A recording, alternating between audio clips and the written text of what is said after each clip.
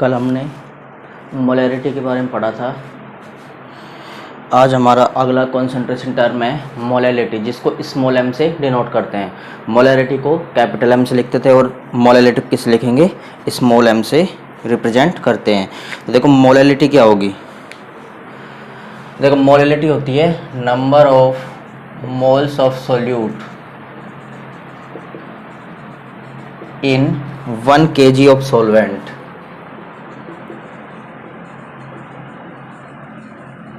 in 1 kg of solvent, number of moles of solute in 1 kg of solvent। तो क्या है, molality है। और मोलैलिटी क्या पड़ी थी, number of moles of solute in 1 number of moles of solute in 1 litre of solution, ये पड़ी थी। तो ये तो ले रहे हैं हम केजी में, और मोलैलिटी किस में लिया था, लीटर में लिया था। और उसमें क्या लिखा था, 1 लीटर ऑफ सॉल्यूशन लिखा था। और इसमें 1 kg ऑफ सॉल्वेंट। ध्यान रखना केजी और लीटर में भी डिफरेंस होता है। केजी जो होता है और लीटर जो होता है, उन दोनों में डिफरेंस होता है। केजी बड़ा होता है और लीटर थोड़ा सा 80 ग्राम 80 ग्राम के समथिंग में छोटा होता है। इसके बजाय ये शायद 920 लीटर 1000 kg के बराबर होता है। मतलब 80 ग्राम 80 का डिफरेंस होता है दोनों के अंदर। तो केजी जो होता है वो होता है बड़ा और लीटर होता है छोटा। तो देखो क्या करा है हमने, सॉल्वेंट लिया है, कितना, 1 kg सॉल्वेंट लिया है। इसमें क्या मिलाया है, इसमें सोल्यूट मिलाया है। कितना solute, number of moles of solute, कितना number of moles of solute मिलाए। तो इस number of moles of solute को ही क्या बोला जाता है, मोलैलिटी बोला जाता है। यहाँ पर 1 kg सॉल्वेंट लेते हैं, इसमें सोल्यूट मिलाते हैं। तो इस सोल्यूट जितना मिलाएंगे उसको क्या बोलेंगे, उसकी, इस सॉल्वेंट मिलाएंगे उसकी सॉल्यूशन जो बनेगा उसकी मोलैलिटी बोलते हैं। तो सीधा से इतना ध्यान रखना है कि मोलैलिटी क्या होती है, number of moles of solute in 1 kg of solvent. अब देखो इसका फॉर्मूला स्मॉल एम से इसको डिनोट करेंगे। तो ऊपर क्या आएगा, number of moles of solute. देखो number of moles of solute, नीचे क्या आएगा, 1 kg of solvent. 1 kg mass दे रखा है सॉल्वेंट का, तो क्या आएगा, मास ऑफ सॉल्वेंट, किसमें, इन केजी। ध्यान रखना इन केजी में। तो ये हो जाएगा मोलैलिटी का formula. Number of moles of solute divide करना है मास ऑफ सॉल्वेंट इन केजी। अब देखो यहाँ से अगर इसकी यूनिट देखें, इसकी अगर यूनिट देखें तो क्या आएगा, ऊपर क्या है, मोल्स है, तो ऊपर मोल आ जाएगा। और नीचे क्या है, केजी है, तो केजी आ जाएगा। या इसको ऐसे लिख सकते हैं, मोल केजी या किलोग्राम इनवर्स, क्योंकि ऊपर जाएगा तो इनवर्स में हो जाएगा। अब देखो हमने पढ़ा है नंबर ऑफ मोल्स जो होते हैं, नंबर ऑफ मोल्स को एन से डिनोट करते हैं।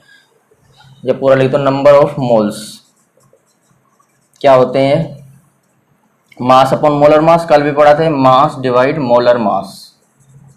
या ऐसे लिख सकते हैं, वेट अपॉन मॉलिक्यूलर वेट। देखो नंबर ऑफ मोल्स जो है, इस वैल्यू को इस नंबर ऑफ मोल्स की जगह पुट कर सकते हैं। तो रखो इसमें, तो आएगा m is equal to number of moles, तो क्या लिखेंगे, मास अपॉन मोलर मास है, तो mass of solute divide mass molar mass of solute divide इसके मल्टीप्लाई में क्या करना है, मास ऑफ सॉल्वेंट। तो क्या रखेंगे, मास of solute, mass of solute divide molar मास भी है इसके साथ में, molar mass of solute into क्या आएगा, इनटू ये दे रखा है मास of solvent. Mass of solvent किस में लेना है, ये ध्यान रखना, केजी में। तो ये केजी में आ जाएगा। तो देखो दोबारा से इस नंबर ऑफ मोल्स की जो वैल्यू है, इसको इसमें पुट कर दिया।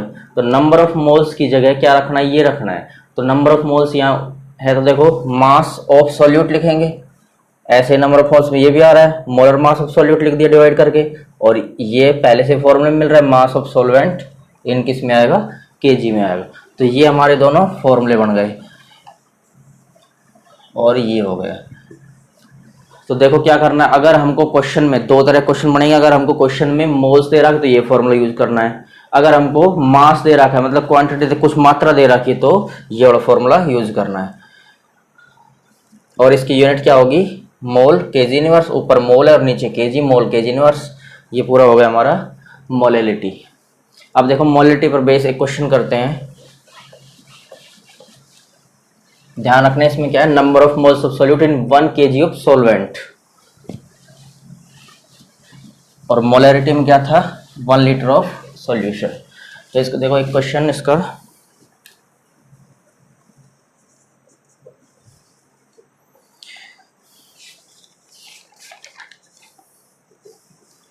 एक क्वेश्चन दे रखा है, calculate the molarity of, calculate the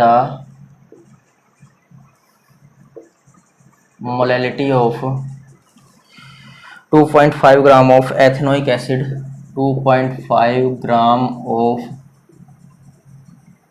ethanoic acid. Ethanoic acid क्या फॉर्मूला होगा, एथेनोइक एसिड का दूसरा नाम होता है एसिटिक एसिड, और एसिटिक एसिड का फॉर्मूला पता होगा तुमको, क्या होता है CH3COOH। दो कार्बन को एथ बोलते हैं और लास्ट में क्या लगाते हैं ओइक एसिड, एसिड के लिए ethanoic acid CH3COOH in 75 gram of benzene.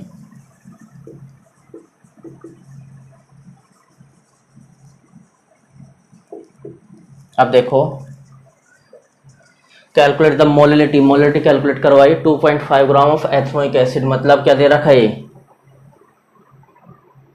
ये दे रखा है हमको मास of solute, mass of solute मतलब CH3COOH जो है उसका वो सोल्यूट होगा, उसका मास दे रखा 2.5 ग्राम। तो क्या लिखेंगे, मास of solute, mass of solute, solute क्या है यहाँ CH3COOH, कितना दे रखा है इसका 2.5 ग्राम। आगे दे रखा है in 75 gram of benzene, 75 gram of benzene दे रखी है, मतलब ये ज़्यादा क्वांटिटी है तो ये सॉल्वेंट होगी, सॉल्वेंट ज़्यादा होता है तो क्या होगा, मास ऑफ सॉल्वेंट क्या होगा 75 ग्राम। अब देखो हमारा फॉर्मूला क्या होता है, M is equal to mass of solute divide molar mass of solute into mass of solvent, किस में लेना है, इन केजी। ध्यान रखना केजी में, हमको ग्राम में दे रखा तो उसको केजी में चेंज करना पड़ेगा। तो देखो यहाँ फॉर्मूले में मास ऑफ सॉल्यूट दे रखा कितना 2.5, लेकिन हमको molar mass of solvent, molar mass of यहाँ सॉल्यूट कर देना, सॉल्वेंट नहीं होगा, मोलर मास ऑफ सॉल्यूट, लेकिन हमको मोलर मास ऑफ सॉल्यूट नहीं दे रखा। इस सॉल्यूट का मोलर मास और निकालना, देखो CH3COOH का मोलर मास कैसे निकलेगा, CH3COOH कार्बन का कितना होता है 12, हाइड्रोजन का एक का एक, तो 1 इंटू 3 आ जाएगा, 3 हाइड्रोजन है यहाँ, कार्बन का फिर से 12, तो यहाँ 3 लिख देंगे, यहाँ कार्बन का फिर से 12, ऑक्सीजन का 16, फिर से ऑक्सीजन का 16 और हाइड्रोजन का 1, तो टोटल इनको ऐड करेंगे तो आता है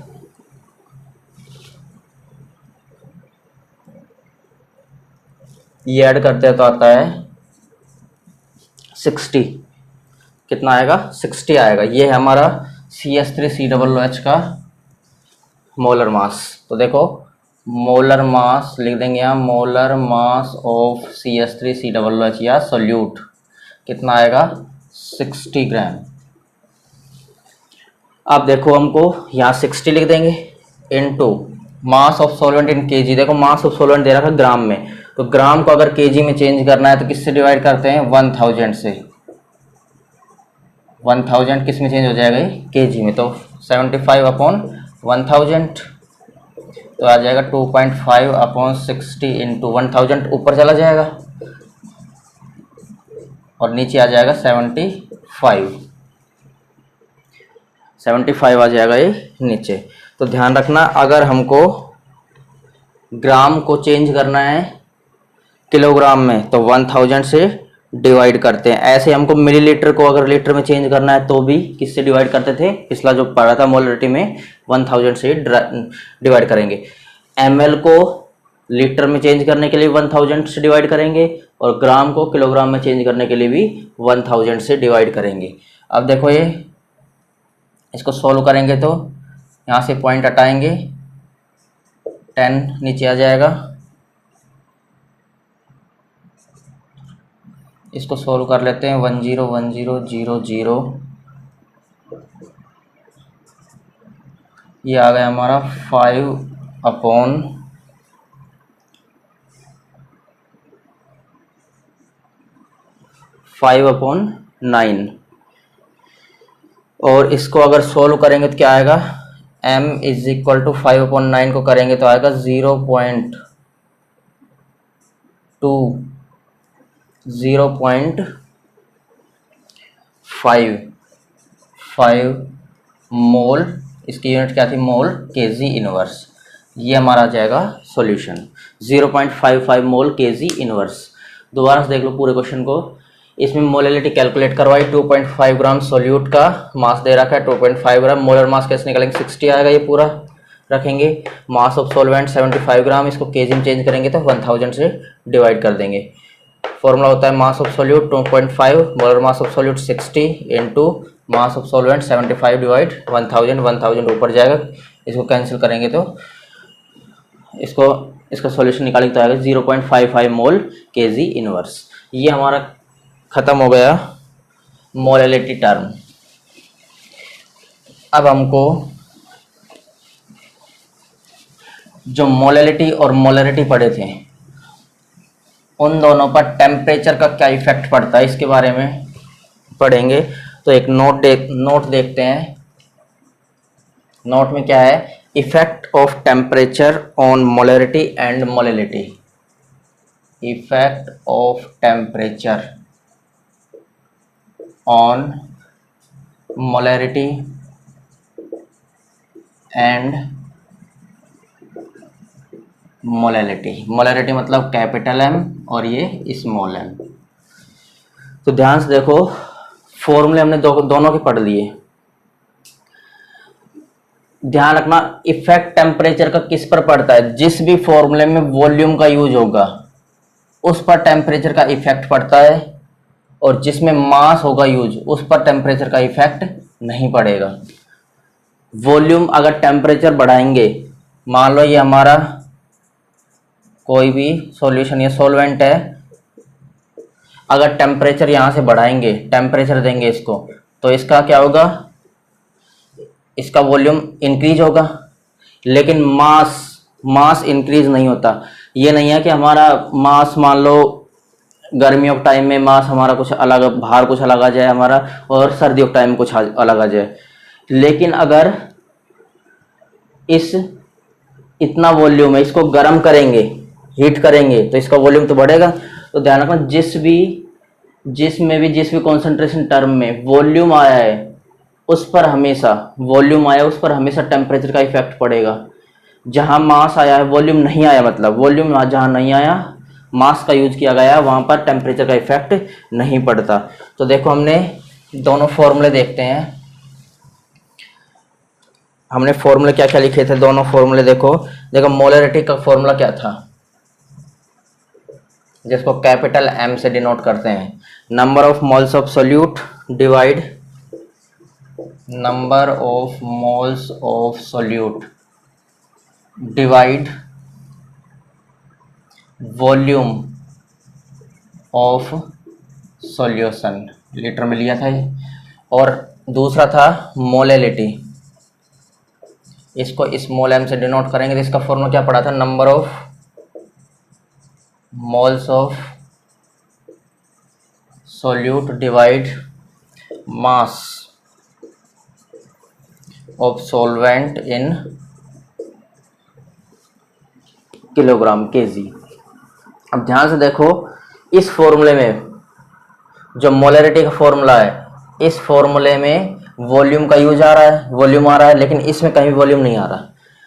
तो क्या होगा, अगर जैसे हम टेम्परेचर इंक्रीज करेंगे, इसके लिए देख रहे हैं, जैसे हम टेम्परेचर इंक्रीज करेंगे तो वॉल्यूम क्या होगा, इंक्रीज होगा, होगा या नहीं होगा बताओ। जैसे ही टेम्परेचर इंक्रीज करेंगे तो वॉल्यूम भी क्या होगा, इंक्रीज होगा। वॉल्यूम बढ़ता है टेम्परेचर इंक्रीज करते हैं। किसी भी बीकर में हमने मान लो वाटर लिया या कोई भी सॉल्यूशन लिया, तो टेम्परेचर इंक्रीज करेंगे तो उसका वॉल्यूम भी थोड़ा बढ़ता है। तो देखो वॉल्यूम और मोलैरिटी एक दूसरे क्या है, इन्वर्सली प्रोपोर्शनल है, एक दूसरे के इन्वर्सली प्रोपोर्शनल है। तो मोलैरिटी क्या होगी, मोलैरिटी क्या होगी, डिक्रीज होगी। क्यों, क्योंकि वॉल्यूम अगर बढ़ रहा है तो मोलैरिटी डिक्रीज होगी, क्योंकि क्या है, एक दूसरे के इन्वर्सली प्रोपोर्शनल है। तो ध्यान रखना, वॉल्यूम टेम्परेचर बढ़ाएंगे वॉल्यूम बढ़ेगा, मोलैरिटी डिक्रीज होगी। और दूसरा मैंने तुमको बताया था, यहाँ पर कोई वॉल्यूम का टर्म यूज नहीं हो रहा, तो मास पर टेम्परेचर का कोई भी इफेक्ट नहीं पड़ता। ये नहीं सर्दियों में हमारा मास अलग हो जाए, गर्मियों में अलग हो जाए। तो इस पर टेम्परेचर इंडिपेंडेंट टर्म है, मोलैरिटी क्या है, टेम्परेचर इंडिपेंडेंट। ये टेम्परेचर इंडिपेंडेंट टर्म है, मतलब इस पर कोई भी इफेक्ट नहीं पड़ता टेम्परेचर का, और इसको टेम्परेचर बढ़ाएंगे वॉल्यूम बढ़ेगा, मतलब मोलैरिटी क्या होगी, डिक्रीज होगी। ध्यान रखना दोनों। ये हमारा नोट था। उसके बाद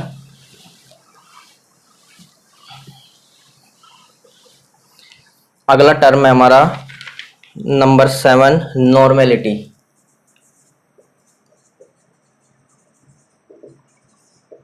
नॉर्मेलिटी को किससे डिनोट करते हैं, कैपिटल एन से। अब देखो, अब तक हमने number of moles of solute पढ़े थे, अब पढ़ेंगे हम number of gram equivalent. Number इसके डेफिनेशन क्या होगी, नंबर ऑफ ग्राम इक्विवेलेंट। ये कैसे निकालते हैं भी बताऊंगा। नंबर ऑफ ग्राम इक्विवेलेंट, ये तुमने 11th क्लास में भी पढ़ा होगा, फर्स्ट चैप्टर में मोल कॉन्सेप्ट वाले में। Number of gram equivalent of the solute dissolve in of the solute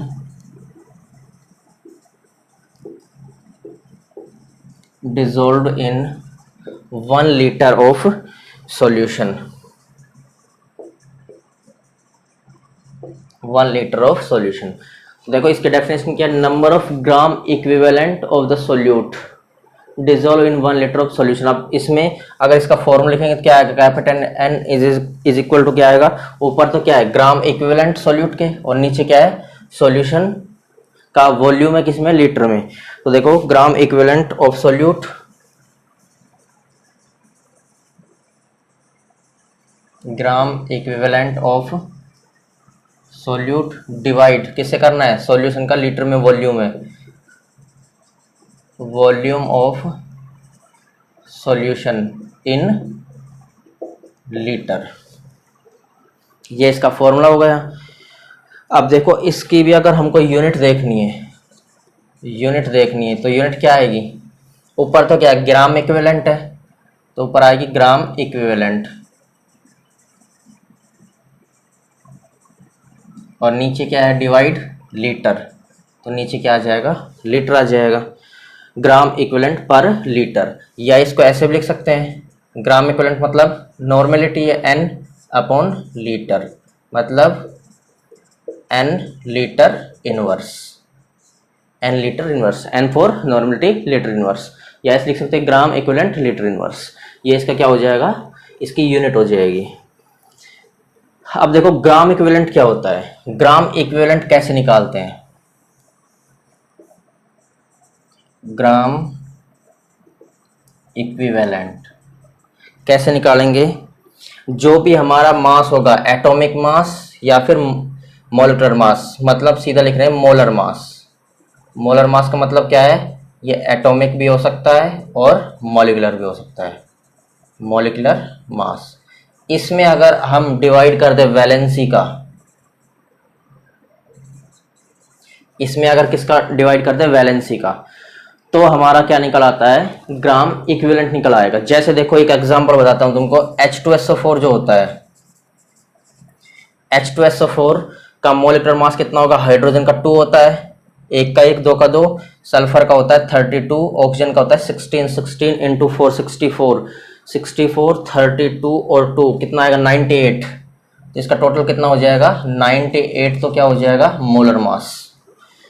अब देखो वैलेंसी का मतलब क्या है, ये कितने H प्लस आयन दे सकता है, 2 H प्लस आयन देगा, तो डिवाइड करना है 2 से, तो यह आ जाएगा 49। ये इसका क्या आ गया ग्राम इक्विवेलेंट आ गया H2SO4 के लिए 49।